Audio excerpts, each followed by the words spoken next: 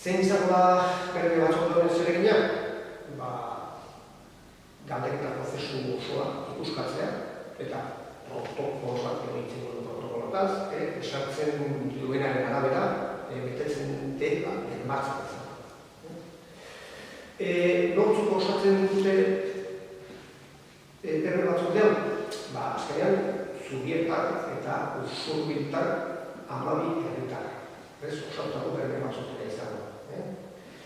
Aleitu bera, amistasunen izenean, jende aldera zabalena lortzea eta bertan, elkartez berdeko kideak daude, kirolania daude, artistak, teknikari ezberdinak, erakaskuntza eta osasun gintzan lana egiten duten jendea. Guztira, 6 emakumezko eta 6 gizonezko. Denak, 6 dituzue, unatzean, denak zein izan dut hori, baina, guztira amalu pertsona izan.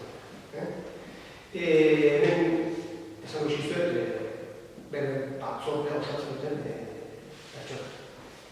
Esther Arrojaria, Alejandro Tapia, Paqui Milladi, Jose Piñas, Beo Izeta, Aimar Zubeldia, Ainhoa Azpiros, Ramon Mugabe, Edurne Albizu, Xavier Sancho, Rosa Sarrogan, eta Jose Luis Pérez.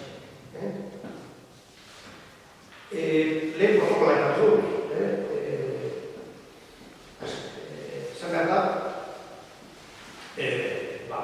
kalteketa hau, aurrera bateko, ondaizko protokolo bat osatu. Noti sortu dugu protokolo, azken finean, horietako beste ekimen estandarretik eta hartut. Eta baita ere, bere ditugu Euskal Herrian bertan, egin diren esperientzia. Hortikan, ideak hartu. Zer bilatzen dago zer protokolo honekin? Herritaren parte hartzea errestu.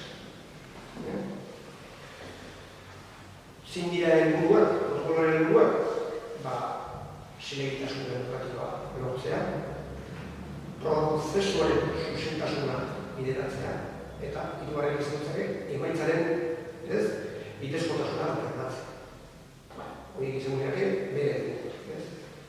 Eta protokolo honek, azkenean, printzipio batzuk, printzipio batzuk oinarritzen.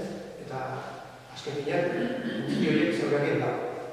Lehenengo, gartentasuna bideratzea, egan argitasuna bideratzea, hirugarren informazio eskuratzeko aukera izatea, eta laugarrena, emaitzaren zilegitasuna bilatzea.